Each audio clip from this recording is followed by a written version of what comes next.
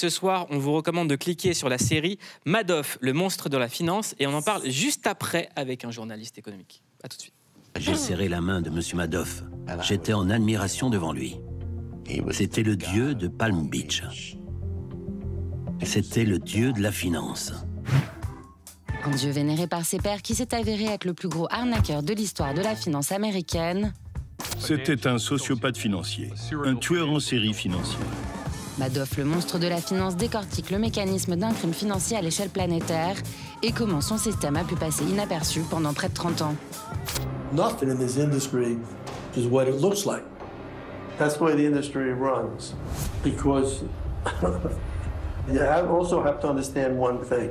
The one thing every one of them was, which everybody in the industry is, they're greedy. Entre témoignages et confessions inédites, découvrez comment Bernard Madoff, alias Bernie, à la tête de l'une des principales sociétés d'investissement de Wall Street, a trompé des milliers d'investisseurs. Il ne promettait pas la lune, juste des retours réguliers. Donc, je lui ai fait un virement de 900 000 $. Basé sur une fraude pyramidale dite à la Ponzi, Madoff a bâti un empire. Montant de l'escroquerie, près de 65 milliards de dollars partis en fumée. C'est une chose de perdre toutes ses économies. Mais perdre aussi sa maison, c'est terrible. De l'homme d'affaires respecté à escroc d'envergure tombé lors de la crise financière de 2008, pénétré dans la vie parallèle de Bernard Madoff. Confiance, trahison, le mal à l'état pur. Dans 100 ans, les gens se souviendront de cette histoire. Ce soir, on clique sur le documentaire Madoff, le monstre de la finance. Bonsoir Romain Gubert, vous êtes journaliste et co-auteur du livre et surtout N'en parler à personne, 3 petits points au cœur du gang Madoff aux éditions Albin Michel. Bernard Madoff est célèbre pour avoir escroqué près de 65 milliards de dollars. Il est le plus grand escroc de l'histoire de la finance. Il a été condamné à 150 ans de prison, soit le maximum prévu par la loi. Il est mort en 2021. Il avait 82 ans et il était toujours incarcéré. Le monstre de la finance, c'est le nom du documentaire.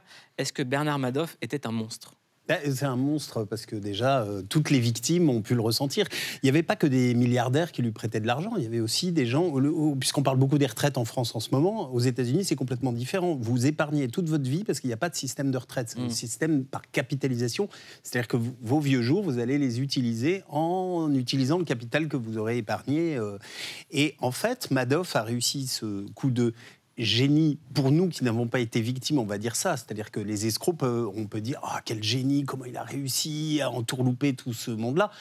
Oui, bien sûr, c'est un monstre. C'est-à-dire que quand on voit qu'il a utilisé la crédulité de gens qui n'avaient pas du tout les compétences techniques pour comprendre ce qu'il faisait. Et donc, voilà, enfin, c'est comme quand vous passez sur le pont des Arts à Paris et qu'il y a des gens qui vous disent « Ah, regardez, on va vous faire une manipulation, etc. » Vous y croyez, vous essayez de miser, et puis en fait, c'est une vaste escroquerie. C'est exactement la même chose. Vous l'avez déjà fait, ça, au pont des Arts ? Ouais, ça m'est arrivé. Ouais, au début, la première fois, vous vous faites avoir. La deuxième, là, quand même, vous vous dites qu'il y a un loup parce que vous gagnez jamais. Enfin, vous savez, quand vous voyez plein de gens autour qui disent « Ah, j'ai gagné, ah, trop bien », et puis alors donc, évidemment, le pigeon de service.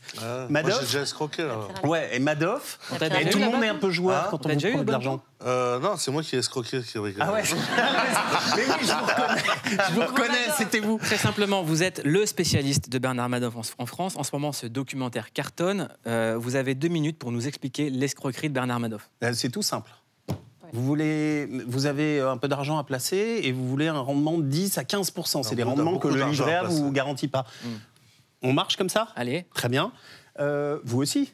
Oui, alors, tout à fait. Vous commencez à me donner un peu d'argent pour que je puisse faire croire à Mouloud que son rendement fonctionne, et vous, je vous promets la même chose, et je demande la même chose au public, et ainsi de suite. En fait, c'est du ruissellement. C'est-à-dire que les premiers entrants, on va leur donner le rendement qu'ils espèrent, avec l'argent que les seconds investissent, puis les troisièmes, puis etc. Donc c'est un truc comme ça. Et l'escroquerie de Madoff, là où elle est originale et assez intrigante, c'est qu'elle a duré pendant près de 40 ans.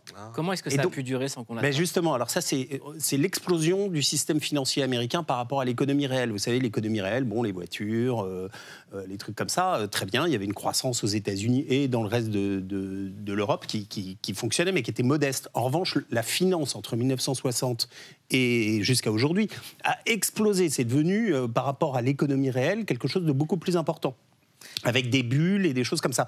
Et Madoff, là où il a été assez génial, c'est qu'il avait 2 entreprises. Une qui était l'entreprise d'escroquerie qu'il a montée, avec les 65 milliards qui sont partis en fumée par ce système. Et puis une entreprise qui jouait un peu le rôle des agents de change.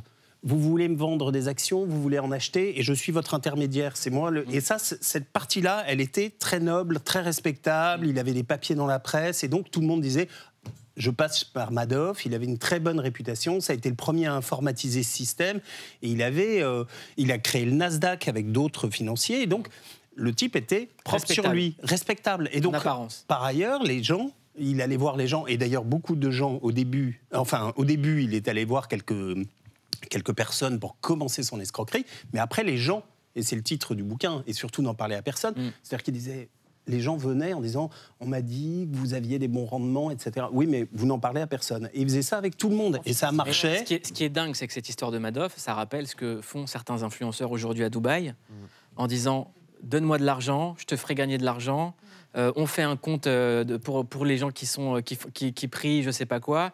Et en fait, on voit qu'il y a plusieurs influenceurs en ce moment qui ont monté des arnaques à la Madoff. Des systèmes pyramidaux, en fait. Il y a des systèmes de vente aussi. Voilà, pyramide de Ponzi, parce que Ponzi, c'était un escroc qui, en 1918, a fait croire aux gens qu'il avait une martingale, c'est-à-dire qu'il achetait en Italie des timbres et qu'aux États-Unis, ces timbres valaient plus cher. Donc en fait, il avait monté tout un truc qui fonctionnait, qui était du vent, pareil. Comment est-ce qu'on peut empêcher ces systèmes? Parce que quand on voit ce qui se passe, par exemple, avec les influenceurs, c'est extrêmement grave, tous les gens qui perdent de l'argent. Sur les influenceurs, je ne sais pas, mais le système financier était absolument pas régulé jusqu'en 2008. En fait, le système Madoff, il s'arrête parce qu'il y a la fameuse crise des subprimes où les banques ont prêté de l'argent sans regarder si les gens étaient crédibles, se sont vendus entre eux la dette, etc. Qui possède du même effet, en fait. Qui possède du même... alors c'est pas tout à fait ça parce que c'était une crise basée sur l'immobilier. Il y avait de la spéculation. Mais il y avait de la spéculation. Mais ça, évidemment, et le système Madoff, les victimes étaient assez cupides aussi. Ils voulaient un rendement. Dès qu'on vous propose de toute façon quelque chose qui sort de la norme, c'est qu'il y a un loup. Quand on parle de Madoff, on entend des sommes pas possibles, des 65 milliards par-ci et des milliards par-là, mais j'aimerais vous poser une question sur les conséquences réelles. Quels sont les gens qui ont le plus perdu à cause de Bernard Madoff? Il y a des milliardaires qui ont mis une petite partie de leur fortune, donc tant pis pour eux, ils ont perdu de l'argent, ils ont joué, et puis ça ne les remet pas en cause. Mais vous avez, comme je le disais, plusieurs dizaines de milliers d'Américains qui étaient des gens assez modestes finalement, et qui avaient... $100 000 qui correspondaient à leur future retraite, qui avaient mis toute leur épargne dedans pour avoir ces rendements. Vous avez aussi des institutions, parce que Madoff, évidemment, pour se montrer sous son meilleur jour, donnait beaucoup d'argent à des institutions, et les institutions des philanthropiques, aux États-Unis, ça marche vachement bien, le bénévolat, le mécénat, la philanthropie. Donc il arrosait beaucoup d'institutions, notamment de sa communauté, il était juif, et donc il y a beaucoup d'institutions juives qui lui ont à leur tour confié des fortunes considérables qui venaient de dons, mais eux, ils voulaient des rendements pour faire marcher des universités, des hôpitaux. Et les a mis sur la paille. Et les a mis complètement sur la paille. Elie Wiesel, prix Nobel de la paix dans les années 80, a mis toute sa fortune chez Madoff parce qu'il avait une petite fortune qu'il avait gagnée en faisant ses bouquins, ses conférences, etc., mais il n'avait pas non plus de retraite. Donc il a donné, je crois que c'est l'équivalent de 3 millions de dollars, qui est beaucoup d'argent. Mais en même temps, c'était le fruit de tout son travail d'une année. Il a tout perdu. Quelqu'un qui avait un rôle important dans le système Madoff, Pauline, c'était sa femme. Ouais, c'est très opaque. Surtout, j'aimerais qu'on regarde un extrait. You were his constant companion, Bernie, married for more than 50 years. Did you see nothing, Ruth? Nothing. Nothing? Absolutely nothing. When he called to say he was coming home with the boys, he had something to tell us. I thought, well, the market was crashing. I mean, the world seemed to be coming to an end. So I was worried because I didn't know what to expect. But what he ended up saying was something that in a million years I never would. You know, it took some time for me to realize that the person whom I lived with for 50 years and loved for all that time, practically my entire life, was the same person that destroyed all those people. Alors c'est la question qui s'est posée longtemps, c'est est-ce qu'elle est complice, est-ce qu'elle est victime? On sait quand même qu'elle a essayé de se suicider avec lui. Est-ce que vous savez, vous? Le truc, c'est que de toute façon, pour ne pas avoir ces 150 années de prison dont il a écopé, tous ses enfants, son frère, etc., qui participaient à l'entreprise ont tous dit on savait rien. Parce que mais le truc, c'est que Ruth Madoff, comme des tas de gens, au bout d'un moment, le système était si important qu'il lui fallait des rabatteurs. Et donc, de bonne foi pour certains, dont il y a eu des suicides de ces rabatteurs, notamment en France. Il y a eu un Français qui s'est suicidé, dont le boulot consistait à aller chercher l'argent de particuliers, et qui étaient des gens qui de bonne foi, on peut le supposer, puisqu'ils ont même fait rentrer leur famille dans le système, aller voir les gens en disant « Je vous assure, Madoff, c'est un mec super, d'ailleurs, je joue au golf avec lui. » Et hop, ils apportaient de l'argent, parce que Madoff ne rencontrait pas tous ses clients. Il jouait beaucoup sur le côté, gourou, inatteignable. Et Ruth Madoff, elle a fait la même chose avec ses copines, c'est-à-dire qu'elle jouait au golf, elle faisait, je sais pas quoi, des activités très mondaines, parce que Madoff avait un train de vie extraordinaire, il avait des maisons en Floride. C'est ce côté gourou, en fait, qui est formidable à voir à la fois dans le documentaire et le titre de votre livre, quand il dit n'en parler à personne, c'est un peu une arnaque au charisme finalement, parce que les gens en fait avaient besoin, et je crois ont encore besoin, de croire en des gens extrêmement forts, puissants, qui peuvent leur apporter des éléments. Et lui disait, il avait du mal à refuser de l'argent. Les gens lui apportaient, il n'avait pas besoin d'aller chercher des clients. Les gens venaient, disaient s'il vous plaît, prenez mon argent, et plus il refusait, plus on lui en apportait. Voilà, donc c'est vraiment cet aspect-là qui me fascine. C'est aussi tout ce qu'on dit aux États-Unis, le greed, la cupidité, quoi. Vous avez envie, en plus, de rentrer dans le club. C'est ça. Vous n'avez pas le droit d'y aller. Ah non, s'il vous plaît, prenez mes millions. Et ils se sont fait avoir, les pauvres. En tout cas, on clique sur ce documentaire et vous êtes avec nous. On clique sur votre livre et tout de suite, le choix de la rédaction, le CQFC, ce qu'il faut cliquer. Thug Life. Mieux qu'un algorithme, la rédac de Click vous dit sur quoi cliquer. On clique sur le nouveau thriller Made in Netflix. Cette mini-série raconte la montée au pouvoir et la chute de Bernard Madoff, le financier qui a orchestré l'une des plus incroyables pyramides de Ponzi de l'histoire de Wall Street. Un exposé limpide et captivant de l'affaire. Trust, betrayal, pure evil. 100 years from now, people will remember this story. Grandeur et décadence de la finance, c'est ce que l'on retrouve aujourd'hui dans le monde de la tech. On clique sur la série We Crash sur Apple TV, qui raconte l'ascension et la chute dramatique du couple fondateur de WeWork, interprété par Jared Leto et Anna Hathaway, qui forment un duo de haute voltige. We do this together, we can change everything. Les gourous de l'arnaque ont fait de nouveaux adeptes que l'on retrouve maintenant dans le rap avec un sous-genre tout particulier, le scam rap. Fini les jeux dangereux, les nouveaux rappeurs racontent comment gagner de l'argent avec 2-3 combines sur Internet.